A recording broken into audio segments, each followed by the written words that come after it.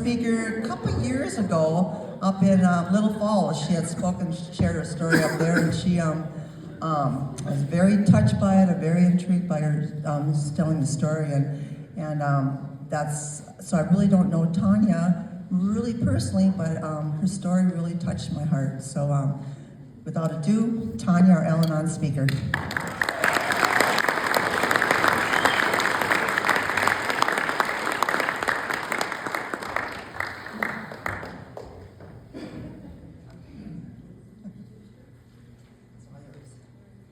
Testing, testing. I don't have any jokes. I don't joke a lot. Sorry. You're just gonna have to listen to me.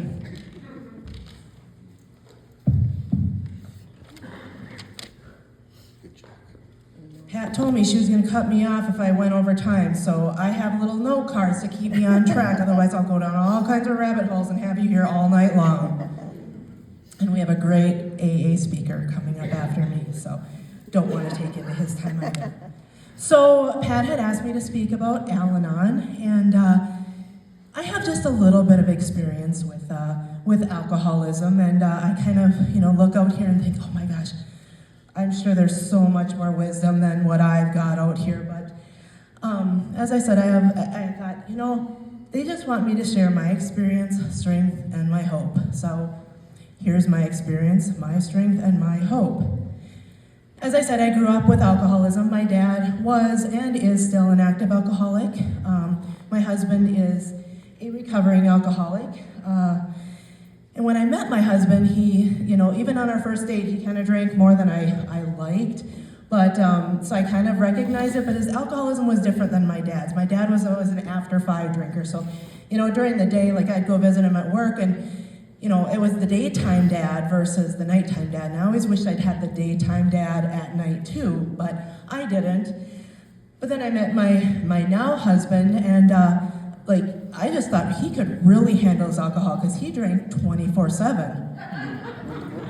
That was way better than my dad, who only could handle it after 5 o'clock, right? But I thought I knew how to handle alcoholism. I knew I just had to walk on eggshells. I just had to adjust to whatever mood the alcoholic was in to make sure they were happy, and I had to try to be better so life wasn't so bad for them and they had to drink, right? When I was younger, at one point when my dad had just been particularly irritating, I guess, to me and my mom and my siblings, and I'd gone outside and sat on the porch for just a few minutes sitting on the steps, and my dad sauntered out and he was like, what's the matter, sweetheart? I was like, why do you do this, Dad? Why do you act like you do? Why do you treat us so terribly? And why do you drink so much? And he's like, I like it. And I didn't realize how important that was back then, but now, and especially being in recovery, I realized that was a really transformational moment for me, because I knew right then and there, I didn't cause it, I can't control it, and I can't cure it. So when I met my husband, as I said, he was an alcoholic as well, and I recognized it right away, but I never tried to control it. And in fact, when the vodka bottle was sitting on top of the refrigerator, I actually felt like that was more knowledge for me, because I could see how far down it would go or how quickly it went and whatever. If I tried to throw it out or hide it or this or that or the other thing, that was less knowledge I had. So I kind of just went with it. And again, I knew, when he would text me and say, hey, it's been a tough day at work, can you get me a bottle? I didn't grumble about it. I didn't say, no, you don't need another one. Again, I knew that I didn't cause it, I can't control it, and I certainly can't cure it. However, I still lived in insanity. Playing the victim, being the martyr, all of the codependency, the fixing, making excuses, the illusion of control, stuffing my anger. Eventually, my husband lost his job due to his alcoholism, due to his drinking. He had a very high-profile job, so his firing was made very public, very one-sided and very shaming. He had job-related PTSD, but in the newspapers there was no mention of that. There was no mention of him having gone through outpatient treatment. There was no mention of him doing therapy work, no mention of his prior sober time, no mention of any of that. It was just what a despicable human being he was for what he had did while he was drinking on the job. And that reflected on our family as well. Our kids had friends that no longer would let them come over to our house, or whose parents wouldn't let them come over to our house anymore. Apparently they would while my husband was drinking, but not while he was sober. My husband also ended up being unemployed, unemployable, and ineligible for unemployment. No job means no income. So him hitting his rock bottom ended up being my rock bottom. He went to inpatient treatment, and I stayed home, and I held everything together, or tried to, most of all myself. We still had 3 kids that were at home. I was the sole source of income now for a household of 5. I cared for the kids, and I tried to minimize the impact on them. And they're my stepkids. I don't have any biological children of my own, so that kind of added a little different level, because now I'm trying to be a step parent to someone whose parent just stumbled. I tried to encourage and support my husband while he was in treatment. I fielded questions from family, from friends, from former coworkers, from former bosses, from I don't even know where all the places the questions came from. We had a court case started. I was lonely, I was scared, I was lost, and boy was I ever alone. At least I thought I was. That's my experience. Strength. My husband had treatment. He had therapists, he had doctors, he had concerned family members, he had AA, he had camaraderie, all of those things. I found Alanon. When I started going to Alanon, I found others who understood me, who had been where I had been at, even though they might have not have been in the exact same situation. They knew how I had felt. They knew, and they'd been through things very similar, or maybe even, to some extent worse. It's just, that's all subjective, obviously. I had a sense of belonging. I belonged there. And I wasn't alone. I realized I wasn't alone. I've said this in many of the meetings that I've been at, but even if I went to a meeting and every single person in that meeting passed when it came time to share, just their presence tells me I'm not alone. It isn't about what you say. It's not about what, wisdom you might be able to share. It's the fact that we're here for each other. And we can know that we're not the only ones. I was able to share where I was at without anybody trying to fix me. There are meetings I have sobbed through the entire meeting, and nobody tried to dig into my business, provide a solution, try to figure out what my problem was. And I learned, and I know we're in a church, but I'm sorry, I learned that I don't have control over a damn thing but myself. I learned that my best intentions were still controlling. Those of you that are in Alanon, there's a reading in Hope for Today. It's on December 5th, and I'm going to read just the first part of it to you. It's about scrawny carrots. This had a really big impact on me. When my children were little, they didn't like cooked carrots. However, they loved to eat carrots raw, so I always kept some around for snacks. I don't care for those big, thick, pale carrots that seem to taste like wood. I prefer the slender, sweet, bright ones. So when I shopped for carrots for the kids, I carefully chose the skinniest, brightest ones I could find. I didn't realize it at the time, but as I searched through those piles of carrots, my young son had been sitting in the kiddie seat of the shopping cart, coming to his own conclusions. Recently, as a teenager, he expressed resentment that I always bought him scrawny carrots. Scrawny carrots? I had so lovingly selected them for him. I had been doing what I thought was best, and he was resenting it because he wanted, or thought he wanted, something different.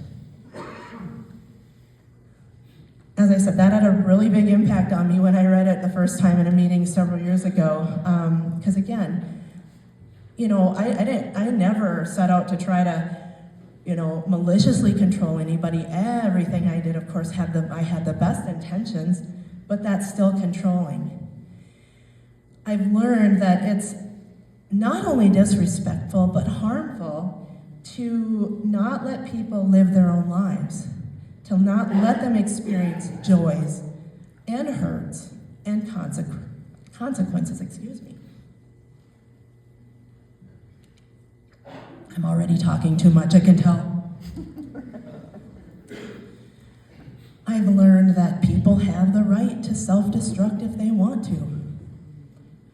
Who am I to say that you can't, if that's what you choose to do? I learned that by trying to stop or control or protect people from things, that could prevent them from experiencing consequences that might cause them to hit the bottom that they need to in order to make choices and changes in their lives to help themselves. I can't help anybody else but me, so why would I try to prevent someone else from hitting some rock bottom that would cause them to try to help themselves? Strength. And the next is hope. Where is my hope? Alanon had such a profound effect on me that I actually started I realized I needed more help than what even Alanon was giving me, so I started some adult children of alcoholics and dysfunctional families meetings, ACA or ACOA, some of you may know it as. I started a couple meetings up in the Brainerd area, and they are thriving now, I'm happy to say, which is furthering recovery in that area, namely mine. Hope. I have people and tools to better weather storms. I've found my tribe, and it's all of you. It's all of you who are in the trenches with me, getting through life the best that we can. A friend of mine had once asked, I was just sharing some of the stinking thinking that I had going on, and she said, how do you get rid of that? I don't get rid of it. I just learn to not let it control me. I learn to manage it better. As I said, I learned to weather the storms better. I learned how to work on forgiveness versus always be filled with resentment and anger. For a long time, I guess I didn't know really what forgiveness was. To me, it was always equated forgiveness and forgetting, and certain, things that happen, there's I just can't forget them, and how am I supposed to forgive them? What's the difference?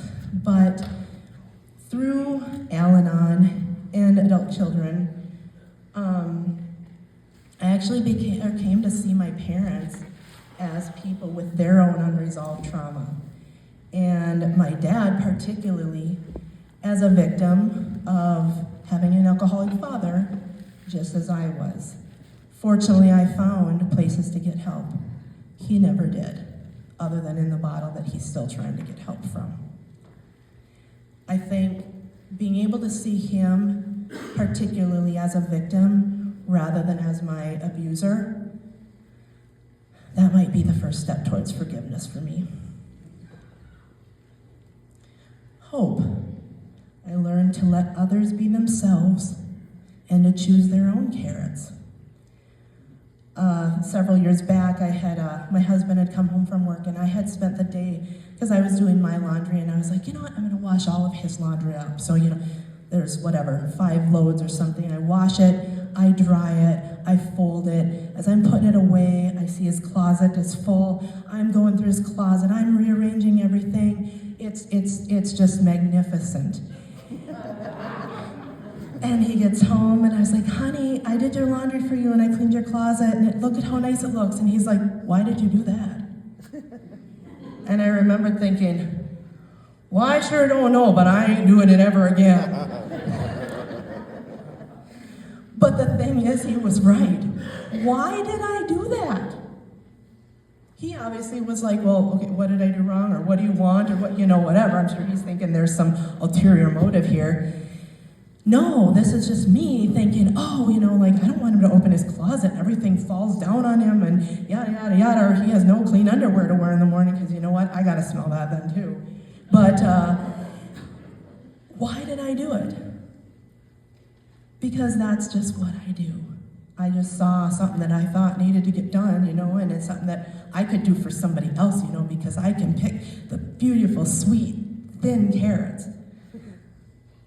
Now I just let his laundry pile up, and I let his closet fall over him. How do you like those woody carrots, honey?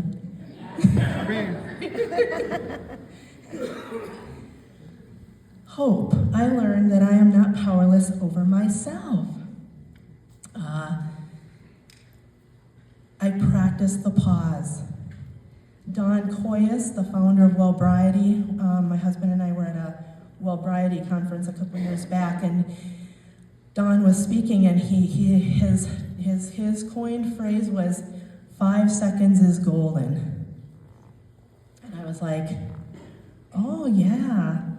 Boy, if I just took 5 seconds before so many things in my life, I think so many things in my life could be different.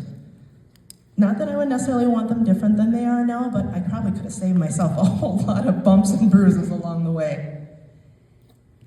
I can respond rather than react. That's really the point. 5 seconds are golden. I don't have to react. And you know what? No response is a response. I learned that as well. Hope. I learned that by bettering myself affects others.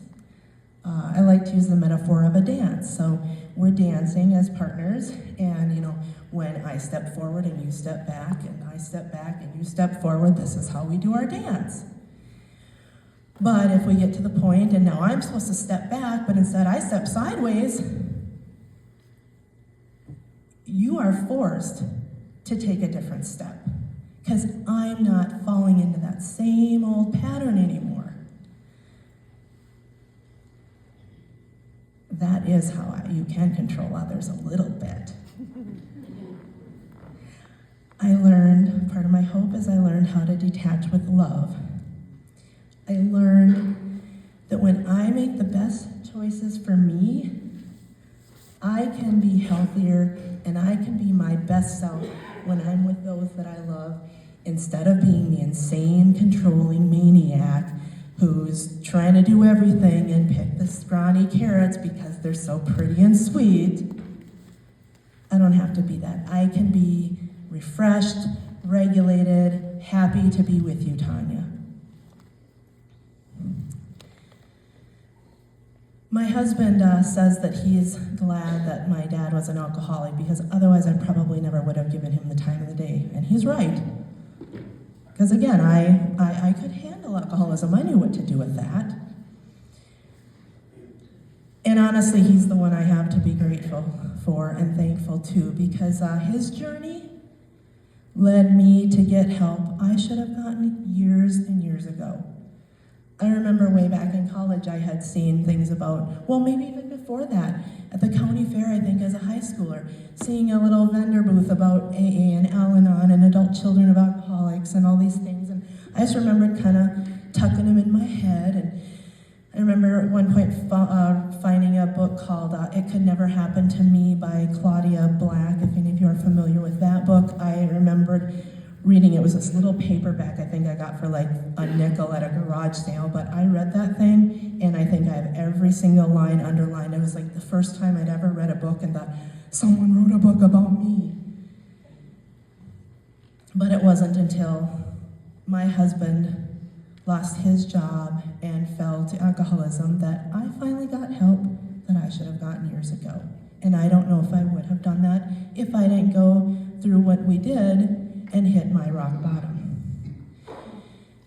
Just earlier this week, I'd gone to an AA meeting. I like to go to those once in a while. It's perspective, and honestly don't feel like I'm any different than someone in AA. I just haven't chosen or found a substance, but boy, do I have other things that I have as obsessions and compulsions.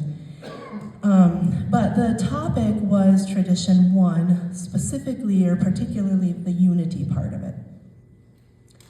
That's where my hope lies, is the unity, the community that we have. I wouldn't be where I am right now without these programs and without this community. In my adult children of alcoholics and dysfunctional families meetings, one of the closing statements for our group sessions is, we heal through connection and cannot do this alone. Guess what? We don't have to. We're all here and not doing it alone. Thank you for welcoming me. Thanks for listening to my story and my perspective. As they say in a lot of my Alanon meetings, the closing is says, take what you like and leave the rest. And thank you for being here to prove that I am not alone.